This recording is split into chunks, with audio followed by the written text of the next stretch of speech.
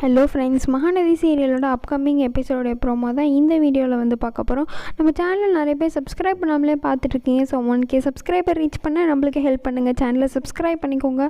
நீங்கள் விகா ஃபேன்ஸாக இருந்தீங்கன்னா இந்த வீடியோக்கு லைக் பண்ண மறந்துடாதீங்க. உங்களுக்கு இந்த வீடியோ பிடிச்சிருந்தாலும் கண்டிப்பாக லைக் பண்ணிவிடுங்க.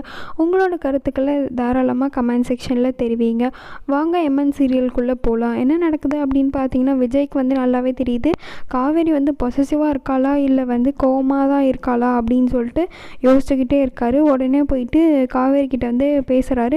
நான் இந்த மாதிரி உன்னை மிஸ் பண்ண காவேரி அப்படின்னு சொல்லிட்டு. காவேரி அதெல்லாம் ஏற்றுக்கவே மாட்டுறாங்க. அப்படியே வந்து ஒரு மாதிரி கடுப்பாகவே உட்காண்ட்ருக்காங்க. அவங்க வந்து அந்த டாப்பிக்கை விட்டுட்டு உடனே வந்து வெண்ணிலா எப்படி இருக்கா, அவள் உடம்பு எப்படி இருக்கா அப்படின்னு விசாரிக்க ஆரம்பிக்கிறாங்க.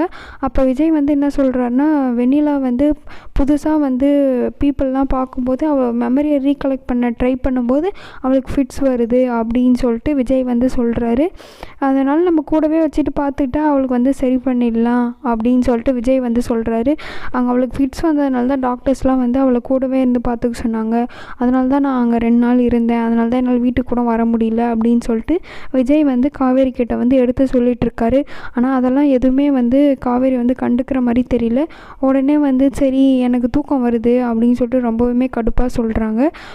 உடனே விஜய் கிட்ட வந்து நீங்கள் போய் தூங்குங்க, நீங்கள் போய் ரெஸ்ட் எடுங்க, நானும் தூங்க போகிறேன் அப்படின்னு சொல்லிட்டு காவேரி வந்து விஜய் கிட்ட வந்து சொல்கிறாங்க.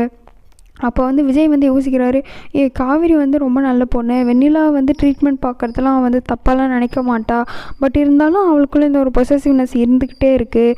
அது மட்டும் ஏன்னு தெரிய மாட்டேங்குதே அப்படின்னு சொல்லிட்டு யோசிச்சுட்ருக்காரு.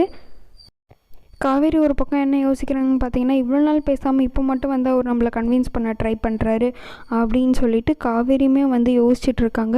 விஜய் வந்து எப்படியாவது இதெல்லாம் சீக்கிரமாகவே சரி பண்ணி ஆகணும். காவேரி வந்து ரொம்பவே நல்ல பொண்ணு, அவளை நம்ம தயவு செஞ்சு ஹர்ட் பண்ணிடவே கூடாது அப்படின்னு சொல்லிட்டு நினச்சிக்கிட்டே இருக்காங்க. பட் ஆனால் காவேரி இந்த மாதிரிலாம் பண்ணுறது வந்து எனக்கு ரொம்பவுமே ஹர்ட் ஆகுது அப்படின்னு சொல்லிட்டு நினச்சிட்ருக்காரு.